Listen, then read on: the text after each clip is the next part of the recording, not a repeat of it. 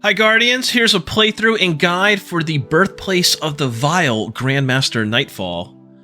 This run is with friends and is pretty chill, so our comms are light. However, I always advocate callouts whenever possible, especially with new players.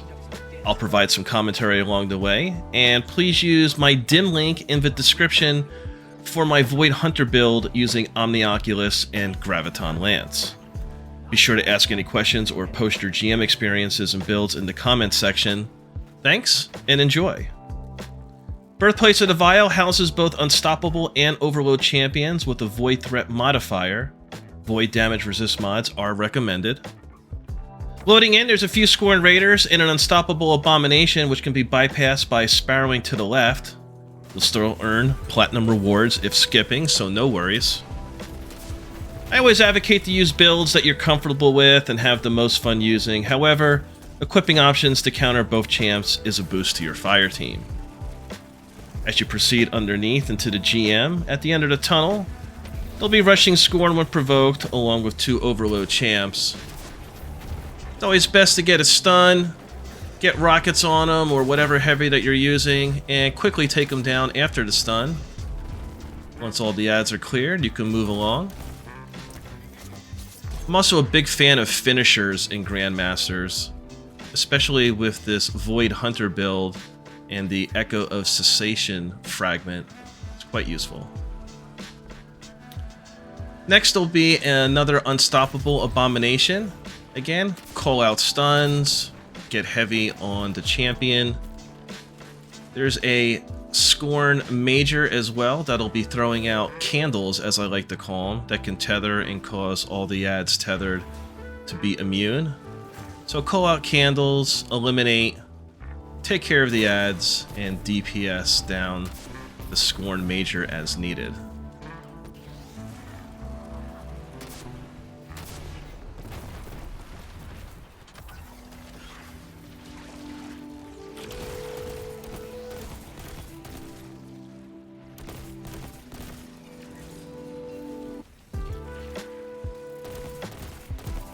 Season of the Wish, specifically through the seasonal artifact mods, really buffed the damage and playability of the Solar and Strand subclasses, along with Stasis.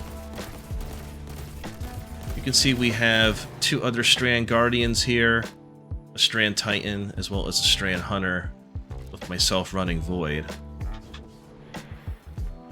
I like running Void Hunter with an invisibility build using Graviton Forfeit or Omnioculus.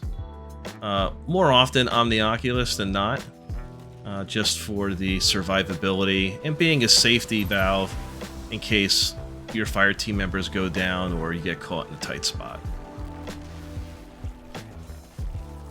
The plate encounter is pretty straightforward. If you do maintain the plate, it definitely makes for a faster encounter through it. Just manage your invisibility timers. Be careful of your teammates shooting at Screebs while you are managing the plate, because if they blow up, you blow up.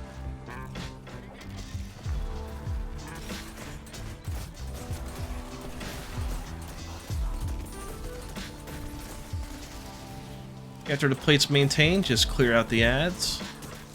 Collecting the orbs are heavy along the way, and you're on to the next section.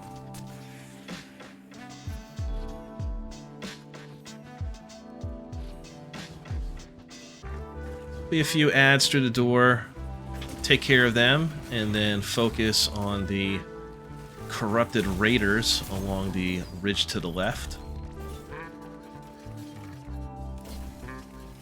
Again, it is Void Threat, so having a Void damage resist mod is recommended. My resilience is actually only a tier 9, and I do have 1 Void resist mod on, so you'll see throughout the gameplay how well I can tank shots and how my survivability goes.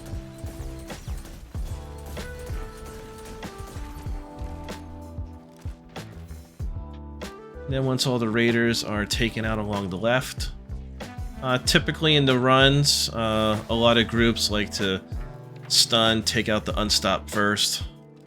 You could do that from a distance and then push up and take care of the overload champion.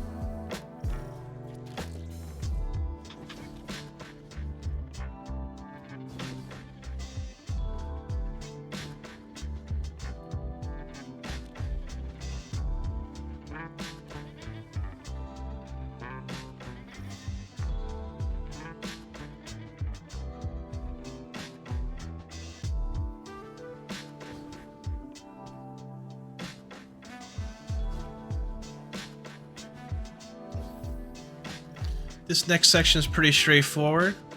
I'll eliminate the ads that spill out of the door.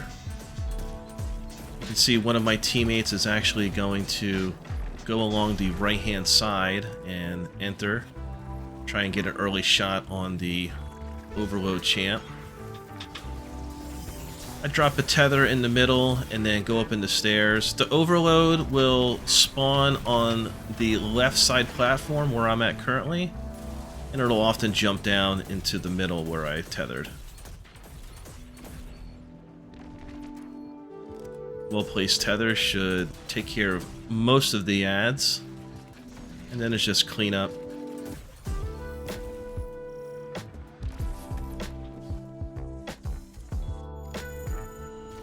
And interact with the plate and you'll be able to move forward. So this is, I call it Screebville. It's simply just playing back, strand, suspend, tighten barricade. They're all going to come to you. Once they're eliminated, then you can push up and then deal with the next set of ads.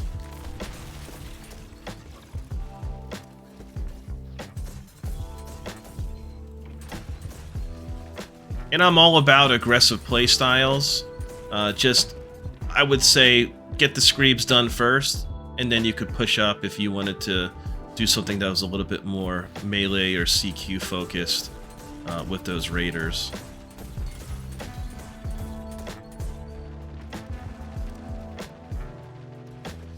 But these tile sets are all about just managing the Screebs.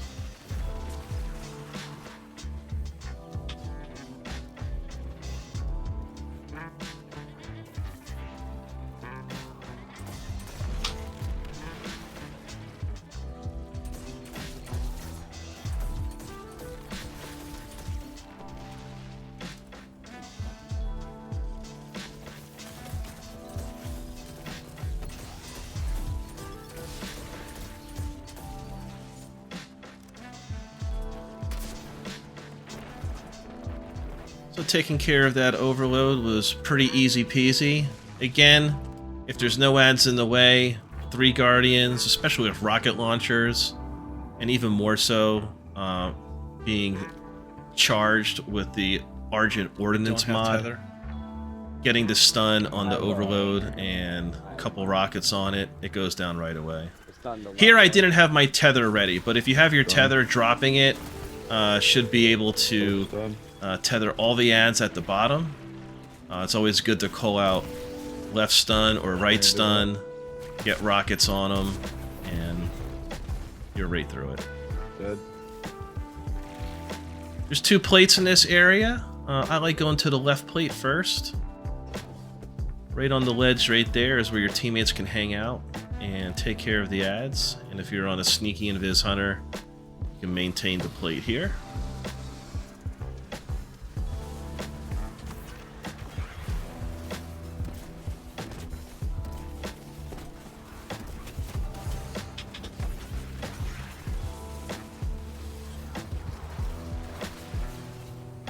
Again, always be mindful of your timers. With Omni, I always like to use my Shadowfall first, and then when the enemies get closer, I'll use my dodge, which will refresh my melee ability, my smoke.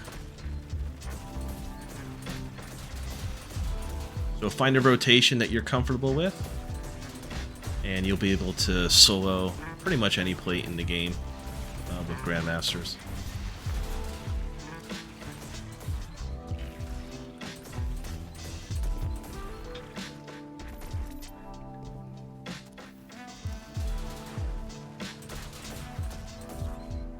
Alright, once everything is done on the left, scavenge orbs, heavy, and you'll just manage the plate on the opposite side.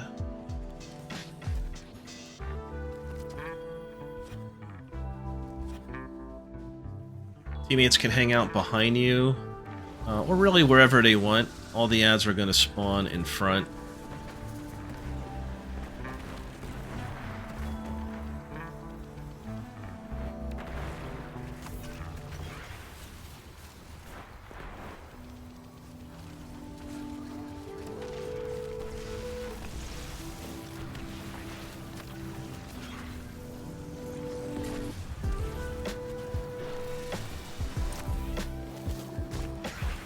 And once the second plate is managed, you don't got to worry about any additional ads. You can just move along.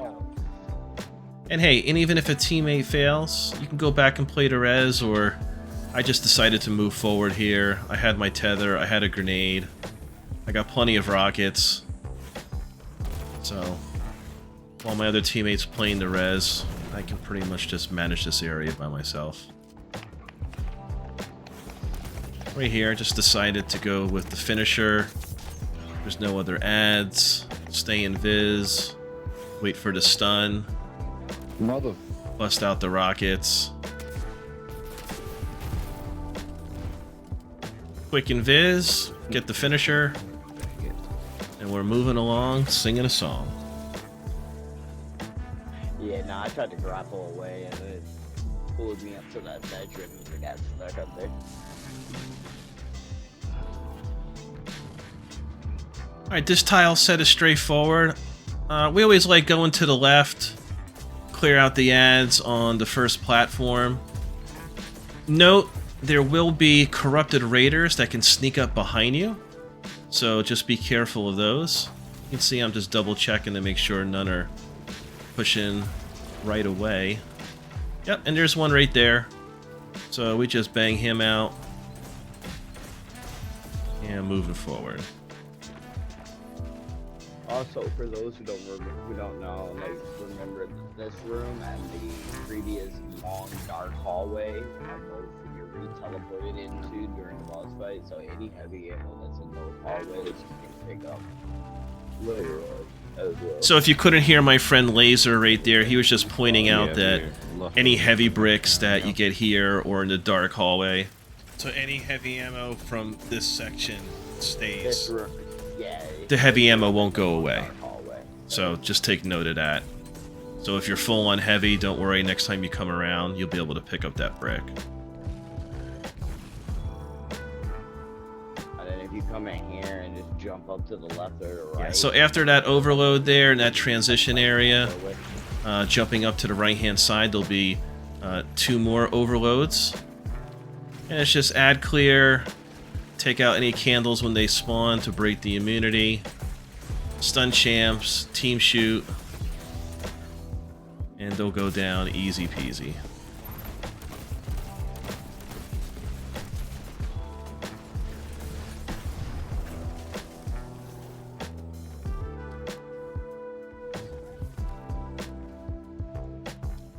Alright, this next area here, tether works great. You can see my teammate Laser pushed up with his super, took out most of the ads. I could have thrown the tether a little bit further. Maybe that's just a little miscommunication from us. If you do proc the unstoppable abominations early, they will shoot their ranged attack, their ranged arc attack, so be careful of that. This is also a great place to have heavy ammo.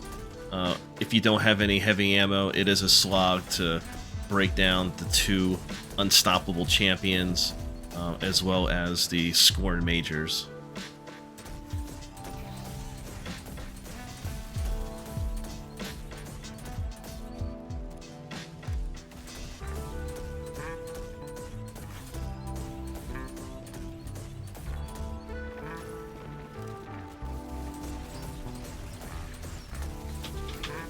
So, yep, I got caught by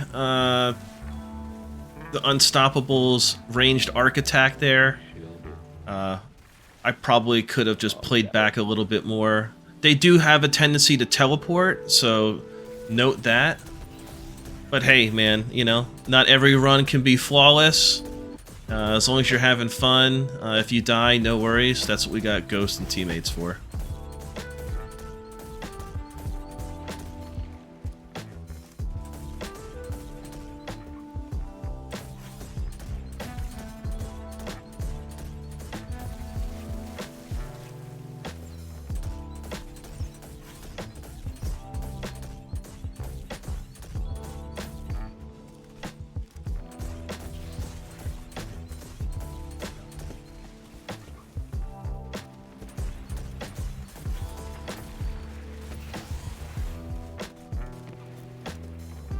Actually landed a good grenade there. I often call myself the worst grenade thrower in Destiny.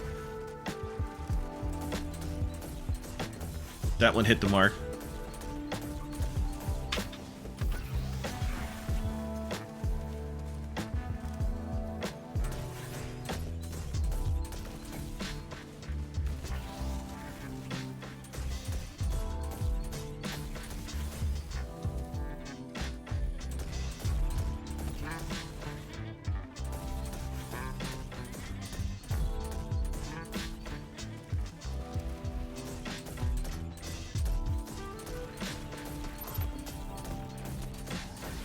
Alright, so once those champs are down and the majors and the ads are cleared, Got my tether for we head into the final boss room.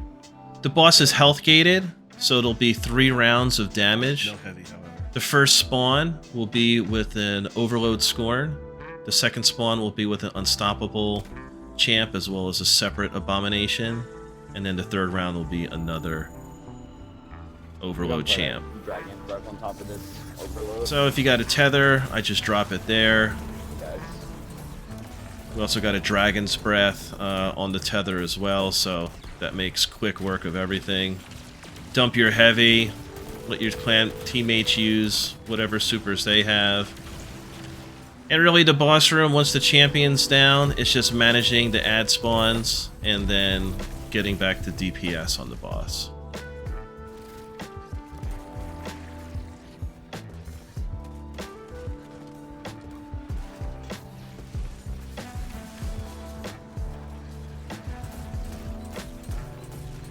And there's a lot of different ways and a lot of team comps to run GMs. Again, like I said in the beginning, it's all about what type of build and loadout you're comfortable with, what you have the most fun with. I've run different styles and different team comps with this GM in particular. Having a Cenotaph Warlock to mark champions for heavy drops, or having teammates run Also, Aeons. remember, this guy his ads are limited, so if you don't know his health, eventually his ads stop spawning. Yeah, I think it's about 6 rounds of ads and then they're done. Yeah, something like that. It's 9 rounds. Yeah, so we were just discussing at some point the ads will stop spawning, right? So anywhere from like 6 to 9 rounds. I don't remember specifically off the top of my head. But you can probably count. I think there's a damage phase here where the ads stop despawning, where this ads stop spawning, and you can just count the ad waves. Or if you know, please leave it in the comments section below.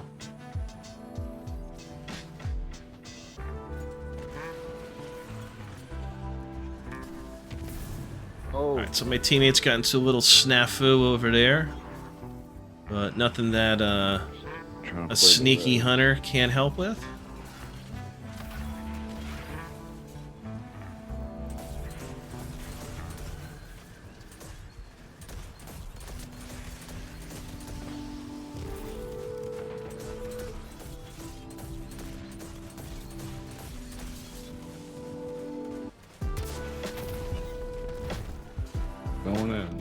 Again, in these transition areas, we're back in Screebville. Play it safe. Again, Strand Suspend is fantastic. Beyblades doing work on the Screebs. Once they're all cleared out, then you can push forward, take care of those raiders at the top of the stairs ahead.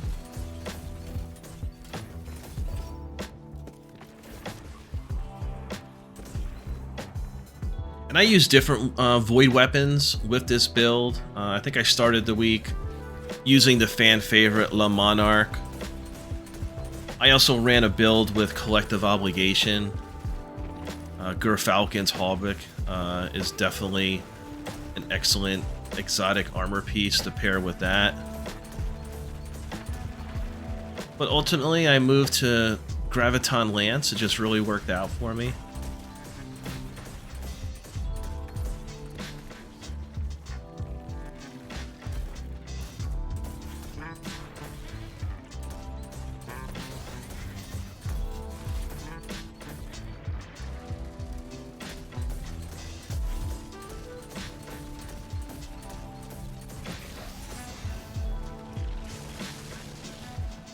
And again, second DPS phase here.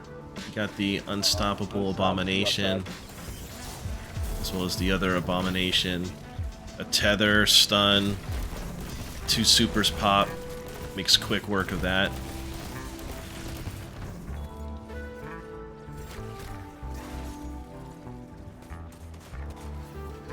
And again, this room is just taking care of the initial champion spawns. Managing the ads, clearing them out, and then resuming DPS on the boss.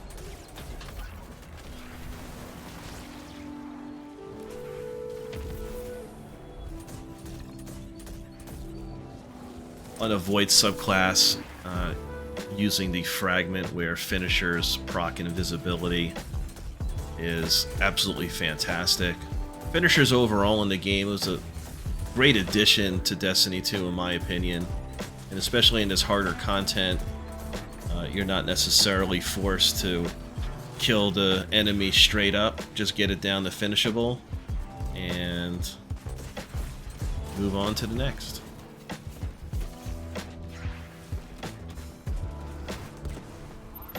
Boss still has a lot of health. None of us have any heavy ammo here, so this is where having a Warlock with Cenotaph or a teammate running Aeons to get a finisher on the initial champion spawn, just to get that extra heavy drop, can just help be a little bit more efficient, a little more time saving to get through the final encounter.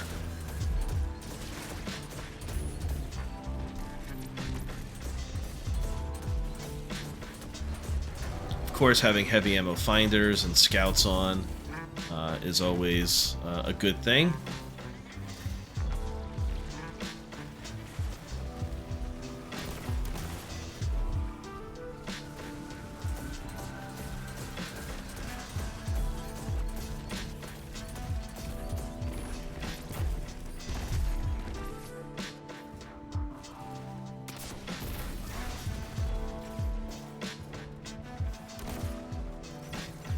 Here you can see just, you know, how useful Strand Suspend is.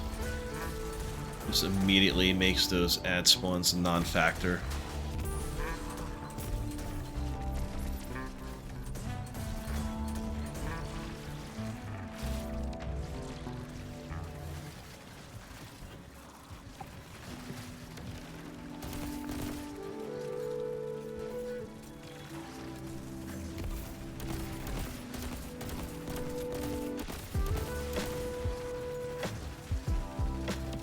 You're also getting a good look at unraveling rounds on the boss. Unraveling rounds are definitely, unraveling rounds I feel are very underrated in the game.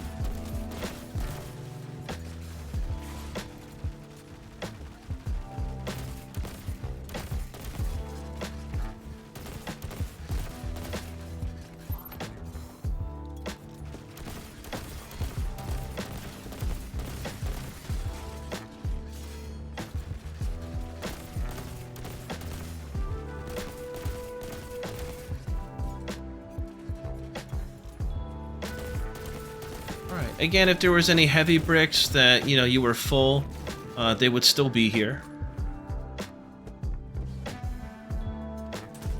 And it's just managing the ads on the platform, being wary of any of the approaching corrupted raiders that could sneak up behind you.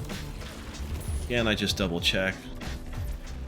If they don't loop around from behind, they'll come at you from the front as you approach the Overload Champ at the top of the stairs.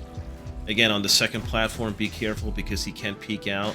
That is a one-shot snipe if you're not careful. I know that from first-hand experience. Yep, and here are those raiders here. We deal with them. And triple team the Overload.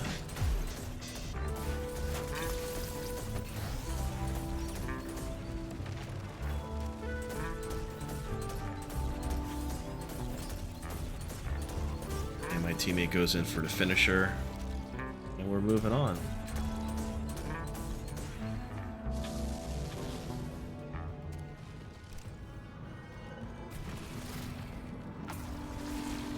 I gotta tether out. Supers are popped. There's a corrupted chieftain that goes down. Overload goes down. And it's just rocket spam, heavy spam. If you got it, use it, don't hold back.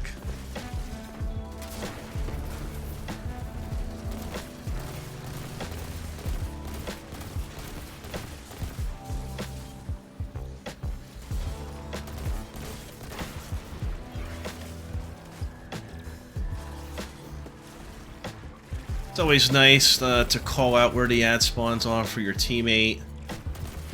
Mid, back left, back right, left, right. Oh, he hurts. And there you have it. Birthplace of the Vile, Grandmaster Nightfall. A fun, chill run. Again, hope you guys are having success and getting the loot drops that you're looking for on your GM runs. Please let us know how you feel about Birthplace of the Vile or any of your other GM experiences in the comments section below. Thank you for watching. Likes and shares are very much appreciated, and subscribe for more Destiny 2 content. Peace.